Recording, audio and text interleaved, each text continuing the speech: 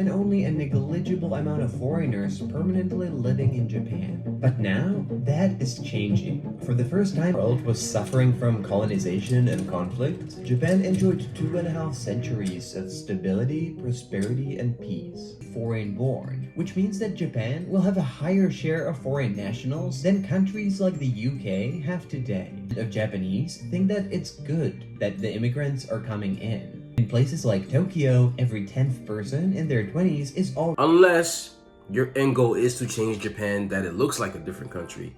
If that's the case, then of course I think massive immigration will do that.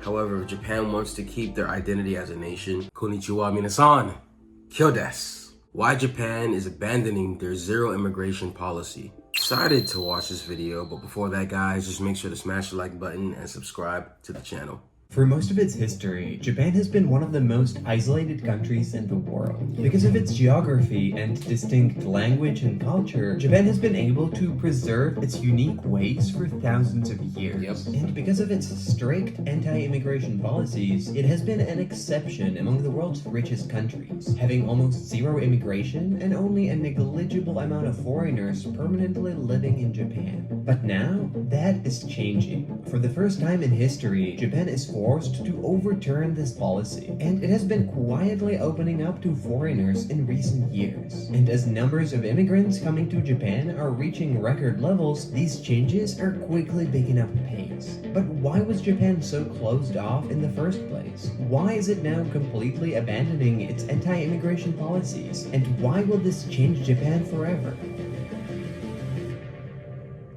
But to understand why these changes are such a big deal, we need to explain where does Japan's tradition of resisting immigration come from, and how did it manage to remain culturally so distinctly unique compared with the rest of the world. And to do that, we need to go back all the way to the early 1600s. At that point, the world was going through its very early stages of globalization. European states were building up their colonial empires, venturing further and further into Asia, slowly increasing their influence in the region. Japan did not like it, and seeing the Western incursion as a critical threat to its own culture and security, it made a unique and unprecedented decision. Starting in 1633, Japan began a policy known as Sakoku that remained in place for the next 2.5 centuries. Under the policy, any relations between Japan and Western countries were banned, and relations with neighbors like China and Korea were strictly limited. All foreigners were expelled from the country and banned from entering, and Japanese citizens were prohibited from leaving Japan, and those who left anyway were banned from ever coming back.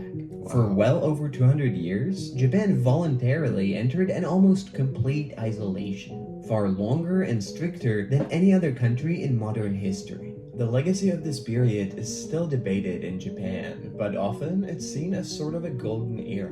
While the rest of the world was suffering from colonization and conflict, Japan enjoyed 2.5 centuries of stability, prosperity, and peace. Without wars and foreign influence, Japanese were free to dedicate their time to art and pleasure, giving rise to a concept of Japan as the floating world, separated from the standard human experience of conflicts and poverty, where time flows at a different, slower, and more peaceful pace. Now, eventually this blissful period ended when the US Navy entered Japan with gunboats and demanded that Japan opens up to foreign trade, or else. And in the next 100 years, Japan managed to rapidly evolve, catch up with the rest of the world, invade large parts of Asia, join in World War II, and well, you know the rest.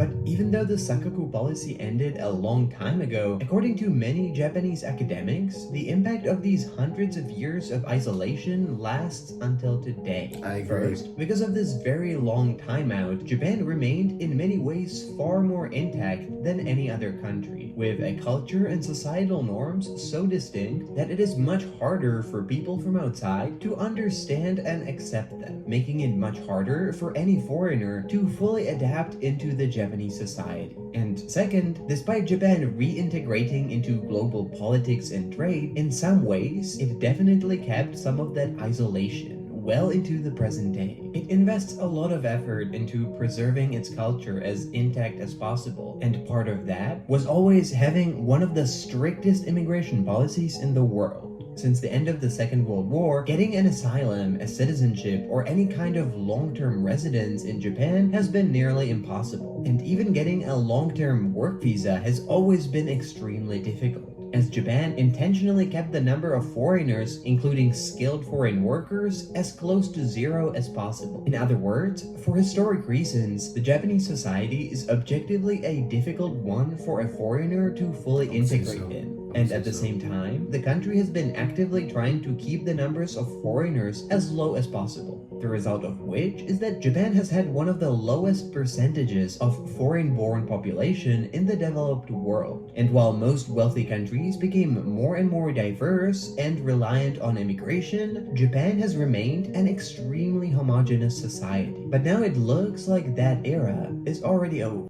For decades, Japan's resistance to immigration allowed it to maintain its distinct character. But in recent decades, what was long considered an advantage started to become more and more problematic. Here's what changed. In the decades after World War II, Japan went through one of the most incredible economic developments in history.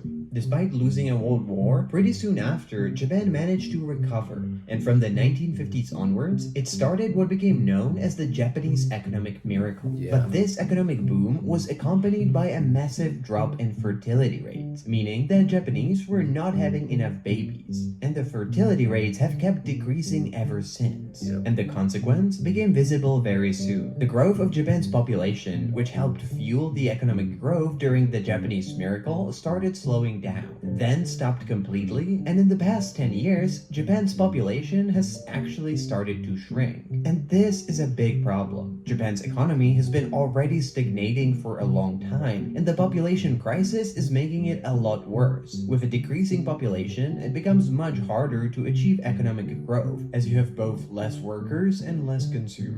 And it's not just that Japan's population is shrinking, but it's also aging, which means that there will be less workers but more elderly people economically dependent on pensions from the state, but there won't be enough economically active people to pay for those pensions. And this is still just starting. In the next 50 years, Japan is predicted to lose a 1/3 of its population, and that will have devastating effects on its economy. Now, Japan is by far not the only country to be dealing with this. There is not a single rich developed country, whether in Europe or Asia, that would have fertility rates high enough America's dealing with this too. Sustain their population level, let alone increase it. And so far, no country has been particularly successful at convincing their citizens to have more kids. And so instead, the way for the rich Western countries to prevent a population collapse has been increased immigration. It might not be always popular, and it brings its own set of issues, but for the West, immigration has become an economic necessity. It's what keeps their populations, numbers of workers, and economies growing. And without it, an economic growth would be much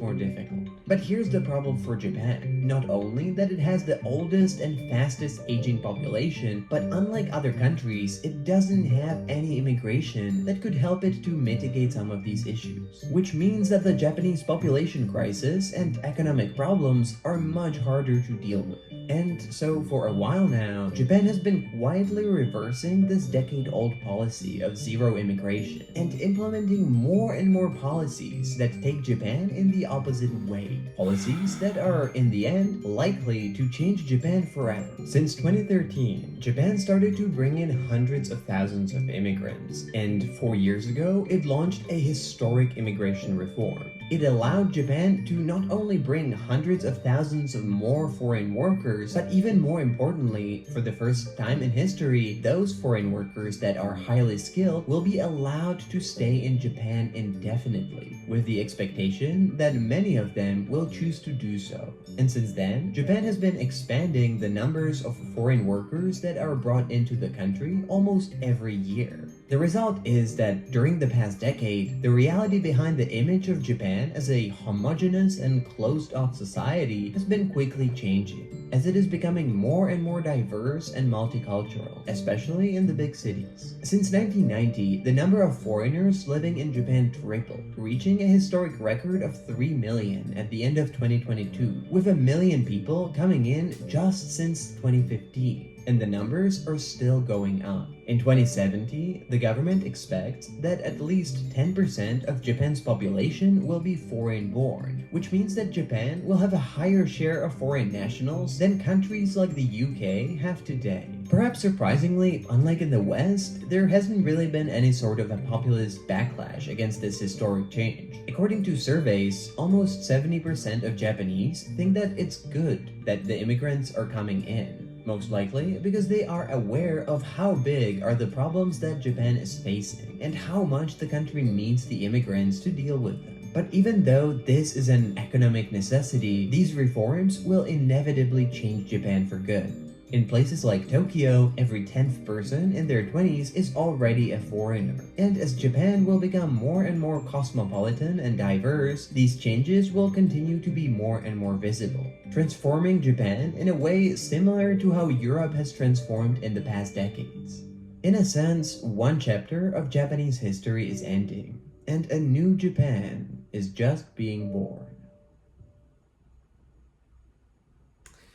I mean, I've been saying this for like the past year and a half. I believe this huge change is coming soon. Europe is having a very similar problem right now because of outside factors and political ideologies that have been infiltrating the Europe continent.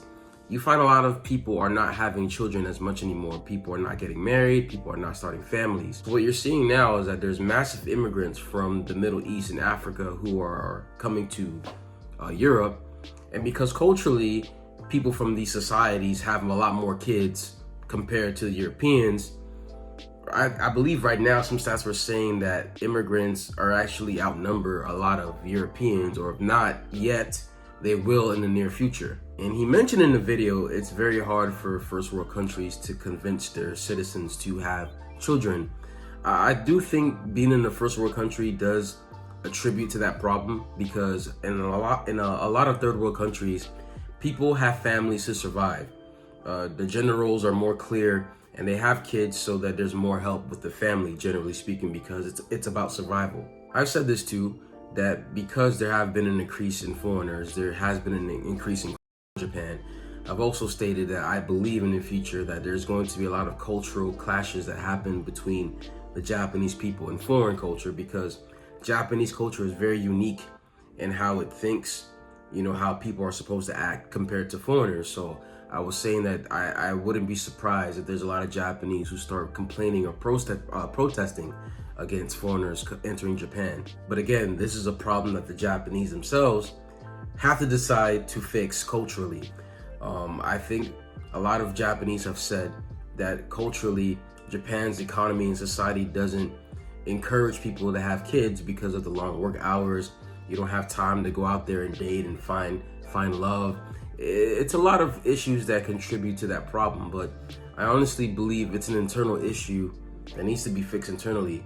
I don't think bringing foreigners are going to solve the issues in Japan unless your end goal is to change Japan that it looks like a different country. If that's the case, then of course I think massive immigration will do that. However, if Japan wants to keep their identity as a nation, and you can accept foreigners, but not to the point where it changes Japan to look more like a Western country, I think Japan has to deal with that inner issue of people, or Japanese people, not having kids. But let me know what you guys think in the comment section below. So if you guys found this video interesting, please smash the like button, smash the subscribe button, also hit that bell as well to get notified whenever we post a video. Honto, arigatou gozaimasu. Mina, kiyotsukete. じゃあね。